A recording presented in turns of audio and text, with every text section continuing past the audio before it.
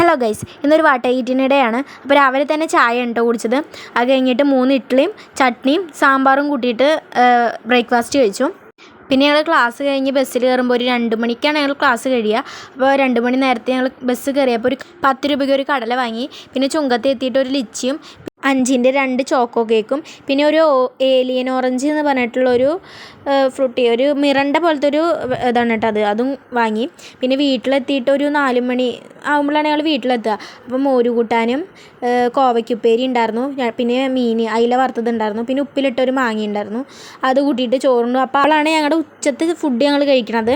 പിന്നെ വൈകുന്നേരം ആ സമയത്തൊക്കെ തന്നെയാണ് ഒരു 5 മണി നേരത്തൊക്കെ ആയിട്ട് ഒരു പരിപ്പുവടയും കഴിച്ചു. പിന്നെ ചായ ഒന്നും കുടിച്ചില്ല, ഒരു നേരത്തെ ഞാൻ ചായ കുടിക്കുള്ളൂ. ഒരു ഗ്ലാസ് വെള്ളം കുടിച്ചു കേട്ടോ.